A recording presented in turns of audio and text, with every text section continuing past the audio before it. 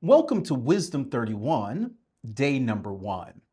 Our text for today is Proverbs chapter 1, verse 1, and it reads this way: Blessed is the man who walks not in the counsel of the wicked.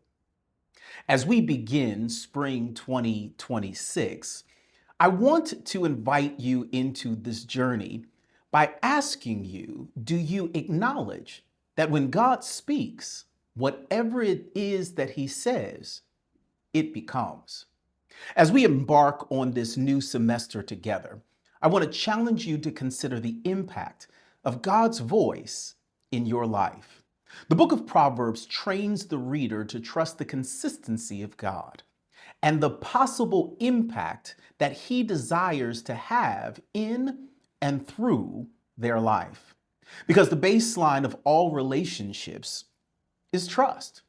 Trust is established through consistency. Scripture tells us that faith is God's conveyor belt.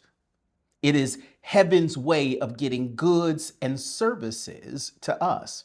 Unfortunately, many attempt to access the goods without the belt of truth that establishes the relationship. So let me ask you, how many perfect strangers would you give the keys to your home? Who knows your bank account access code?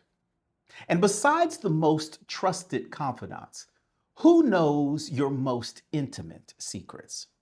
To the degree that natural relationships develop over time through regular interactions and transparency, so too does our spiritual connection with our Creator. The difference is God's an open book.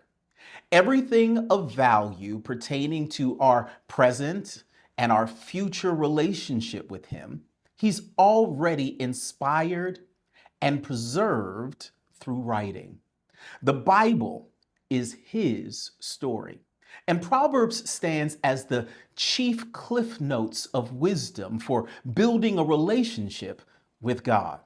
So welcome to Wisdom 101, what we affectionately call Wisdom 31. Over the next 31 days, I will share daily video devotions aligned with a chapter in Proverbs that matches the day of the month. My prayer is that your commitment grows your relationship with God and positively impacts your friends, your relatives, your acquaintances, your neighbors, your coworkers, maybe a couple of enemies, and even some strangers. It's time for Wisdom 31. Now, as we begin to be wise, know this: wisdom begins when we stop letting culture shape us and start letting God's voice form us. So here's a question: whose voice has been shaping your decisions more than Scripture today?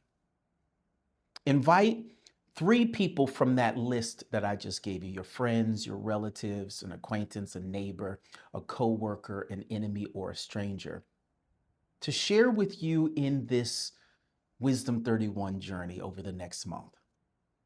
If you want, however, to walk a little deeper in wisdom and include some leadership formation, I'm going to invite you to join me on the school platform, SKOOL, under the banner of the gray area. Be wise.